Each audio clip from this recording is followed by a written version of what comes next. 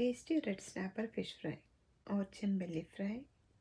അതിന് വേണ്ടിയിട്ട് ചെമ്പല്ലി എടുത്ത് വെച്ചിരിക്കുക. എനിക്ക് കിട്ടിയിരിക്കുന്ന ഇച്ചിരി വലുതാട്ടോ. ആദ്യം അതിൻ്റെ സ്കെയിൽസൊക്കെ കളഞ്ഞ് നന്നായിട്ട് വാഷ് ചെയ്ത് അതിൻ്റെ സൈഡ് നിറയെ സ്ലിറ്റൊക്കെ ഇട്ട് വെച്ചു. ഇനിയിപ്പോൾ നമുക്കത് മാരിനേറ്റ് ചെയ്യാൻ നോക്കാം.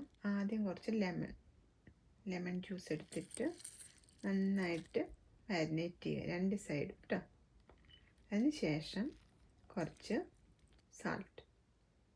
സാൾട്ട് ഇട്ടിട്ട് മാരിനേറ്റ് ചെയ്യുക. നെക്സ്റ്റ് കുറച്ച് ടർമറിക് പൗഡർ അതുകൊണ്ടിട്ട് നന്നായിട്ട് മാരിനേറ്റ് ചെയ്ത് ഒരു 10 to 15 മിനിറ്റ്സ് നമുക്ക് റെസ്റ്റ് ചെയ്യാൻ വെക്കാം.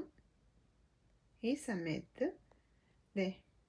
ഈ മസാലകൾ onion, garlic, ginger, dry pepper corns, Kashmiri chilli powder, dry fenugreek leaves. Onion, ginger, ഗാർലിക്കൊക്കെ ഒന്ന് സ്ലൈസ് ചെയ്ത് കോൺസ് ഇട്ട് Kashmiri chilli powder, fenugreek powder, സാൾട്ടും ഒക്കെ ചേർത്ത് ഇതേപോലെ ഒന്ന് അരച്ചെടുക്കുക. ശേഷം കുറച്ച് വാട്ടർ ഒഴിച്ചിട്ട് നല്ല പേസ്റ്റ് പോലെ അരച്ചെടുക്കണം. ഇനി നമുക്ക് ഈ മസാല ഫിഷിലേക്ക് മാരിനേറ്റ് ചെയ്ത് കൊടുക്കാം. നന്നായിട്ട് മാരിനേറ്റ് ചെയ്യണം കേട്ടോ. നമ്മൾ സ്ലിറ്റൊക്കെ ഇട്ടില്ലേ, അതൊക്കെ നന്നായിട്ട് ഫില്ല് ചെയ്ത് ഇതേപോലെ മാരിനേറ്റ് ചെയ്ത് ഒരു അരമണിക്കൂറെങ്കിലും, at least half an hour marinate ചെയ്ത് വെച്ച്, അല്ലെങ്കിൽ നമുക്ക് ഓവർനൈറ്റ് വെക്കാം.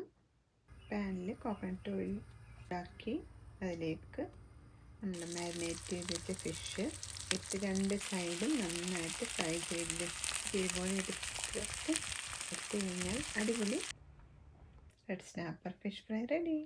കുറച്ച് ടൊമാറ്റോയും ലെമണും ഒണിയനൊക്കെ വെച്ച് ഡെക്കറേറ്റ് ചെയ്തെടുത്ത് കഴിഞ്ഞാൽ അടിപൊളി. അപ്പോൾ എല്ലാവരും ഈ റെസിപ്പി ഒന്ന് ട്രൈ ചെയ്ത് നോക്കുക.